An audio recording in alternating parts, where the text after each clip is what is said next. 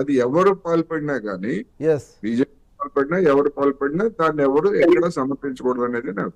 Yes Prem Gandhi గారు, ఇది UP యోగి సర్కార్కి ఇబ్బందికరమైనటువంటి అంశం, తెలంగాణ సర్కార్కి అయితే ఏమీ కాదు.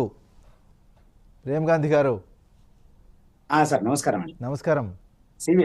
సివిఆర్ ప్రేక్షకులు మరి వివిధ పార్టీ ఉన్నటువంటి నాయకులు రావు గారికి అందరికీ నమస్కారం. సరే, సందర్భం వచ్చింది కాబట్టి మేము కోర్టుకు సంబంధించిన వివరాలంతా కూడా ఇంకా పూర్తిగా తెలుసుకోలేకపోయినాను. ఒక అంశము ఏంటంటే గ్రీన్ సిగ్నల్ వచ్చింది అని అంటుంది ప్రభుత్వం. కొంత కక్షదింపు చర్యలు కాకుండా నిజంగా కూడా పేద మధ్య తరగతి అంటే ఇక్కడ ఒక రెండు అంశాలని మనం పరిగణించాల్సినటువంటి అవసరం ఉంది. ఏది మధ్య తరగతి పేదవాడు, సరే ఈ కార్పొరేట్ సెక్టర్ ఉన్నటువంటి పెద్ద పెద్ద భవంతులు అవి ఉన్నాయంటే దానికి సంబంధించిన అంశం వేరే పెడదాం. కానీ మధ్యతరగతి పేదవాడు వాడి జీవిత ఆశయము ఇల్లు అనేది చాలా మందికి ఉంటదండి. వాడి జీవిత కాలం మొత్తం కూడా ఇది చేస్తే ఒక ఇల్లు కట్టుకోవడం బాగా భాగ్యమైనటువంటి పరిస్థితులు ఉన్నాయి. అట్లాంటి కుటుంబాలు కొన్ని కుటుంబాలు ఆ కుటుంబాలకి ప్రత్యామ్నాయమైనటువంటి మార్గం చూపించాల్సినటువంటి అవసరం ప్రభుత్వం ఉంది. ముందుగా ప్రభుత్వం ఏం చేయాలంటే ఏదైతే బఫర్ జోన్ ఎక్కడ వరకు ఉంది, ఎఫ్టీఎల్ లెవెల్ ఏడు వరకు ఉంది అనేది మార్క్ చేయాల్సిన ప్రతి చెరువు అయితే కనుమరుగైనటువంటి చెరువులు లేదా ఉన్నటువంటి చెరువులు ఏ చెరువులలో ఎక్కడ ఉన్నది, ఆ చెరువులకు సంబంధించినటువంటి ఆ ఎఫ్టీఎల్ లెవెల్ ఏడు వరకు ఉంది, ఆడికి బఫర్ జోన్ ఏడుంది అనేది ముందు ప్రజలకి పబ్లిక్ గా తెలిసేటువంటి గాంధీ గారు మరింత దూకుడు పెరుగుతుందేమో. సరిగా మరి తప్పదు. ఎందుకంటే భవిష్యత్ కార్యాచరణ కోసం చేస్తున్నటువంటి కార్యక్రమము మేమైతే దాన్ని స్వాగతిస్తున్నాము. భారతీయ జనతా పార్టీ మొదటి నుంచి కూడా స్వాగతిస్తున్నాము. కానీ ఇందులో ఒకటి మాత్రం క్లియర్ అండి, మా బడాబాబులకు రాజకీయ నాయకులని పక్కన పెట్టి సామాన్య మధ్యతరగతి లేదా ఏ రాజకీయ పలుకుబడి లేనటువంటి వ్యక్తుల ఇల్లు కూలగొట్టడం అంటే సమంజసం కాదు.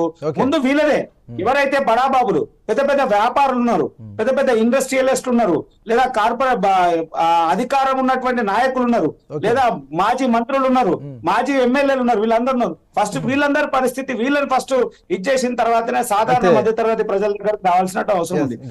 ప్రతి ఒక్కరికి గాంధీ గారు ఇప్పుడు మనం టాపిక్ ఏదైతే పెట్టినామో దానికే పరిమితం అయితే అంటారు మీరు. సుప్రీంకోర్టు ఇచ్చినటువంటి వేరే రాష్ట్ర ఆ తీర్పులోకి నేను వెళ్ళనంటారు మీరు. ఇప్పుడు సరే నేను ఏమంటున్నా, ఈ రాష్ట్రానికి సంబంధించినటువంటి విషయము నిజంగా కూడా యూపీలో జరిగినటువంటి సంఘటనల కొన్ని రావు గారు చెప్పిన దాంట్లో కొన్ని మేము స్వాగతిస్తా ఉన్నాము, కొన్నిటి విషయం మీద దాని మీద ఇప్పుడు నేను వాగ్వాదం చేయాల్సినటువంటి అవసరం లేదండి. అంటే అక్కడ కూడా యూపీలో కూడా కొన్ని సందర్భాల్లో హిందువుల ఇల్లు కూడా కొట్టిరు. ఇప్పుడు నేను దాని మీద ఆర్గ్యుమెంట్ చేయడం సమంజసం కాదు కదా సార్.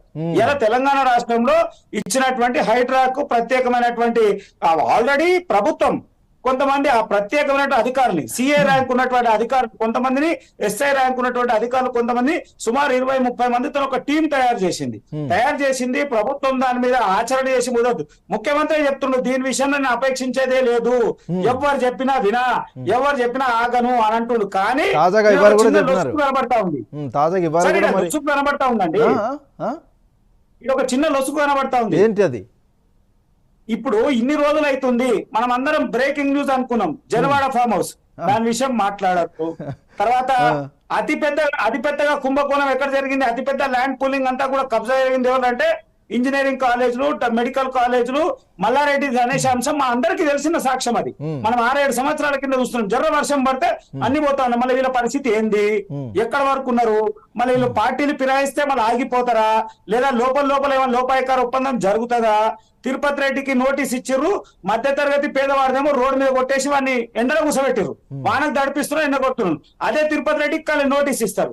బడా బాబులకేమో నోటీసు, పేదవాడికేమో జేసీపీ పోతుంది, వాడిని కులగొట్టి వాడిని రోడ్డు మీద తీసుకొచ్చి పాడేస్తున్నారు. అది సమంజసం కాదు కదండి. శివకుమార్ గారు, ప్రభుత్వం ఫస్ట్ శివకుమార్ గారు నిజంగా సమంజసం అనుకుంటున్నారా? ప్రేమ్ గాంధీ